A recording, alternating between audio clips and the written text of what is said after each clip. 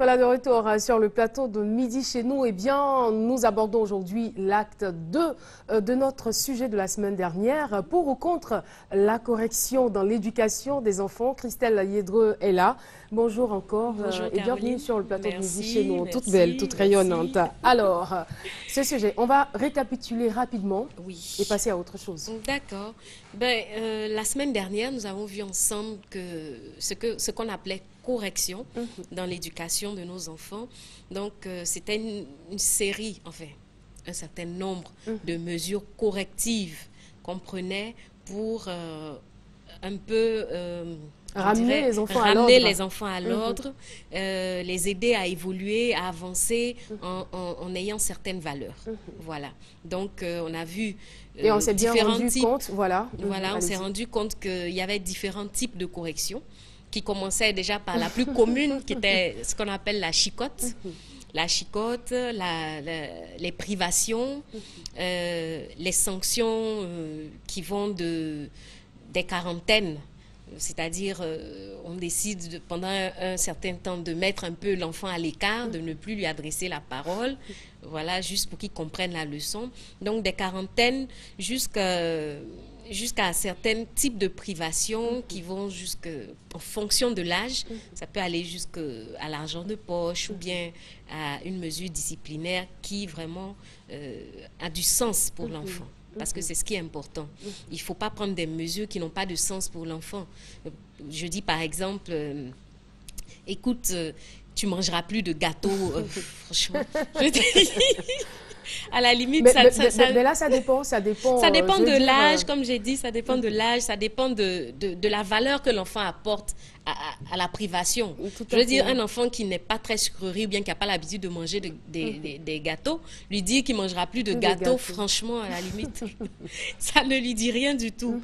Voilà, c'est pour ça que je dis il faut attribuer la correction à un peu la valeur. Et on a aussi parlé de certaines corrections qui étaient démesurées. Alors là, carrément démesurées par rapport aux actes que posaient les enfants. Oui, parce qu'il ne faut pas confondre correction et puis maltraitance.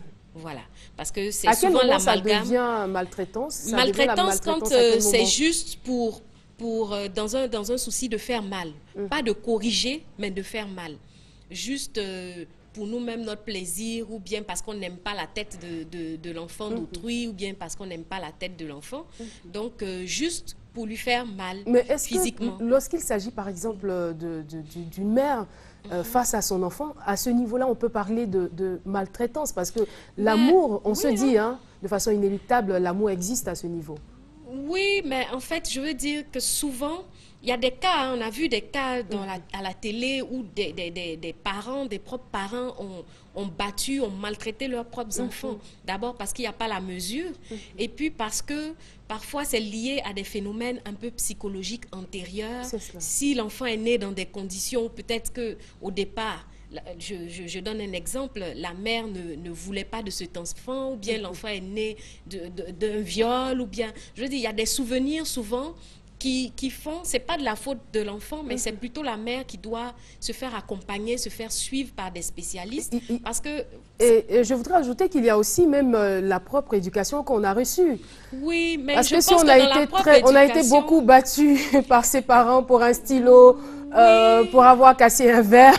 Je dirais oui et non, parce que si je prends... Quand on a été battu, c'est clair qu'on voudra communiquer, ça arrive, qu'on voudra communiquer la même éducation. Mais on n'entre pas dans la maltraitance. C'est vrai que parfois, on a la main un peu forte, comme on dit, une fois en passant, mais on n'entre pas dans la maltraitance. Parce que si je prends cet exemple, et particulièrement mon exemple, je veux dire, voilà, on a été chicotés. On a été bien battus. Et comme je disais souvent, j'aime à le dire souvent, et quand on se remémore un peu ces souvenirs, là, mes frères et moi, on se dit, parfois on te chicote, tu ne sais même pas pourquoi on te frappe. Donc, c'est pour dire qu'on a eu des séances... Je vous donne un exemple. Je l'ai constaté dans plusieurs familles. C'est-à-dire que lorsque un enfant commet une erreur, si vous êtes 5, c'est-à-dire que les 4 autres seront aussi chicotés. C'est pour ça que je dis parfois on nous chicotait.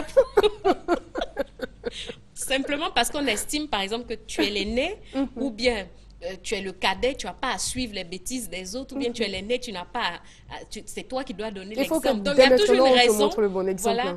Mais bon, c'est vrai que nous, nos parents, l'ont fait sans toujours nous donner l'explication. C'est pour ça, il peut y avoir des dérives. Bon, Dieu merci, nous, on est plutôt resté positif, on a plutôt vu le bon côté de la chose, hein, à la longue, sinon sur le champ. C'est pas de gaieté de cœur que tu acceptes de te faire chicoter, mais en grandissant, on a compris un peu le geste de nos parents.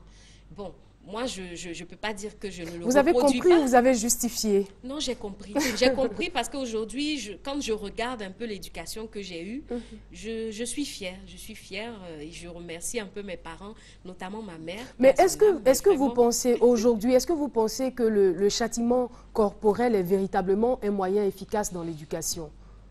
À un certain niveau, oui. Comme je l'ai expliqué la dernière fois, à un moment donné, il faut, c'est pas tout le temps comme j'ai dit, mais ça a son importance. Ça a son importance. Aujourd'hui, si vous remarquez bien, c'est une correction qui a été supprimée de nos écoles. Voilà, de l'enseignement même de façon générale. Qu'est-ce que vous en pensez? Bon, je dirais que, comme je dis, il y a le pour et le contre, tant que c'est fait dans la mesure. Nous, on recevait quelques coups de bâton, c'était pas des... On ne nous frappait pas, on ne nous battait pas. Pas comme à la maison. Non, je dis, on recevait quelques coups de bâton pour des bêtises ou bien des fautes de grammaire et ça restait. Ça restait et on avait une certaine, comment je vais dire ça, un certain respect pour cette autorité qui étaient nos professeurs, qui étaient nos enseignants. On avait ce respect-là, on les craignait un peu. Mais ils savaient faire la part des choses en ne mettant pas une barrière comme si ils étaient inaccessibles. Non, c'est pour ça que je dis c'est dans la mesure. Ça s'apprend. Je me dis, les enseignants, il y a des mesures, il y a des techniques qu'on apprend. Bon, on a voulu un peu, parce qu'il y avait des dérives quand même, il ne faut pas nier ça. Bien sûr. Il y avait des dérives, mais on a voulu un peu trop occidentaliser les choses.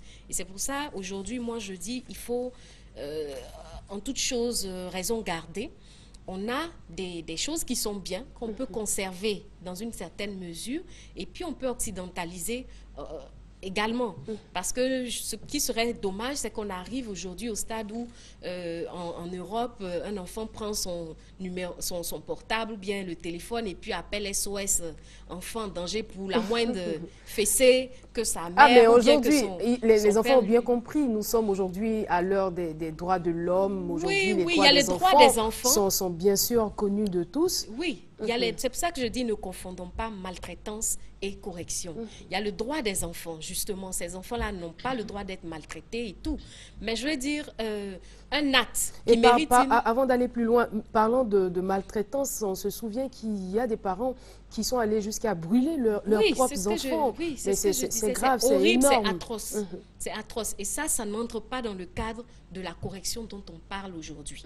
Aujourd'hui, on est en train de parler dans le sens vraiment propre de comment redresser l'éducation de son enfant sur tous les niveaux de son parcours. Comment éduquer l'enfant pour qu'à terme, il puisse être un homme accompli et transmettre également des valeurs à lui-même, sa progéniture. Et aujourd'hui, malheureusement... Vu le fait qu'il n'y a pas, on n'a pas d'enseignement consigné quelque part par rapport à la mesure, parce qu'on a l'impression que les parents commencent à prendre goût, et puis après, c'est difficile de s'arrêter, même quand l'enfant grandit, il y a toujours des menaces, on se demande, mais comment est-ce qu'on doit faire maintenant pour corriger nos enfants? En fait, c'est un peu ce que je disais. C'est dans le couple.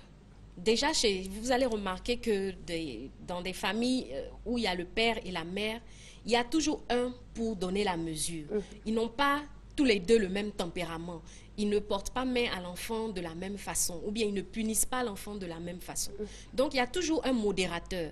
Mais les excès se retrouvent généralement dans des familles monoparentales, où la mère ou le père se retrouve seul à éduquer l'enfant, il est excédé par par rapport déjà à lui-même souvent. C'est pour ça qu'il y a certains phénomènes à prendre en compte. C'est pour ça que je dis voilà, il est stressé parce qu'il peut-être il n'a pas de boulot, il a des charges, et puis l'enfant, par rapport à son âge, ne sait pas se tenir. Ou bien il se dit qu'il doit jouer les deux rôles, puisque voilà, papa n'est pas là ou maman n'est pas là, voilà, ça devient pesant pour cette combler. personne-là aussi, qui de temps en temps excédé à des coups de colère qui n'arrivent pas à maîtriser. C'est pour ça que je dis ce genre de personnes doivent se faire vraiment accompagner par des spécialistes. Sinon, en matière d'éducation, il n'y a pas un bouquin qui est là où tout est consigné.